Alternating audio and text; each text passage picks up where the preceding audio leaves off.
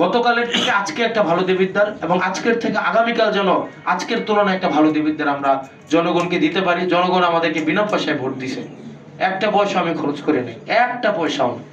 100 টাকা টেম্পি ইলেকশন করছে, আমি 100 টাকাও খরচ করি নাই।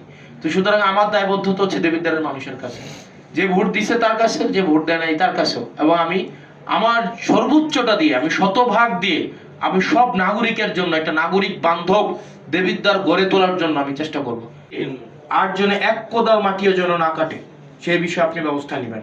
টোটাল 5টা পয়েন্টে মাটি কাটা হয়, এই 5টা পয়েন্টের একটা পয়েন্টে যেন আজকে থেকে, গতকাল সাহস করে নাই, আজকে থেকে যেন এক কোদাল মাটিও যেন না কাটে এবং না কাটা হয়। কারণ কোনো এক কোদাল যদি মাটি কাটা হয়, এটার কিন্তু আপনাদের আইনগত দায়িত্ব আপনাদেরকে নিতে হবে। কারণ তাইলে আপনারা কোনো না কোনো জায়গায় প্রশ্রয় দিচ্ছেন বলেই ওনারা মাটি কাটার সুযোগ পাচ্ছে, অথবা আমরা বলবো এটা আপনার সমঝোতার ভিত্তিতে হচ্ছে। কারণ ইতিমধ্যেই যেহেতু একটা অভিযোগ আসছে যে এখানে থানা পুলিশ জড়িত, থানা পুলিশকে ম্যানেজ করে হচ্ছে এখানে মাটিটা কাটা হয় এবং মাটি কাটার আগেই তাদেরকে হচ্ছে আগে থেকে সচেতন করা হয় যে আমরা এই সময় থেকে এই সময় মাটি কাটবো।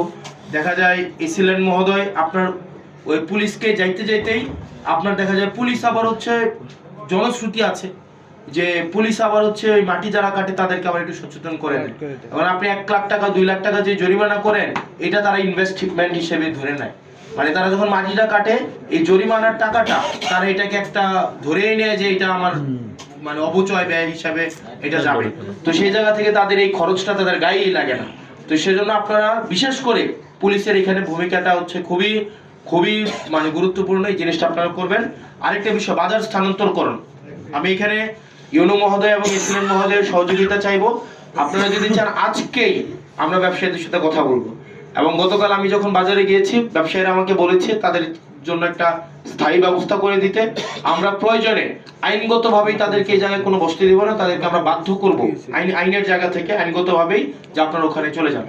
আপনার এই যে রাস্তার পাশে দেখবেন ওই যে আমরা ডিভাইডার দিছি, ডিভাইডার ঘেঁষে তারা বসতে চায়। এবং আমরাও যারা ক্রেতা আছে তাদেরকে উৎসাহিত করব যে আপনারা ওই বাজারগুলোতে যান। আমরা যদি এখানে সবাই দায়িত্ব নেই, আমরা আশা করি 1 সপ্তাহের মধ্যে কিন্তু একটা বাজার উঠানো যাবে। আমরা যদি চাই, আমরা ক্রেতার যদি প্রয়োজনীয়তা থাকে এবং বিক্রেতা যদি উপযোগিতা তৈরি করতে পারে, ক্রেতা অবশ্যই যাবে। সকালে তো আমার আম্মা আব্বারা, আমাদের চাচা চাচিরা বাজার করতে পুরান বাজার যাইতো, পুরান বাজারে ওই যে একদম, এবং বাররা বাজারে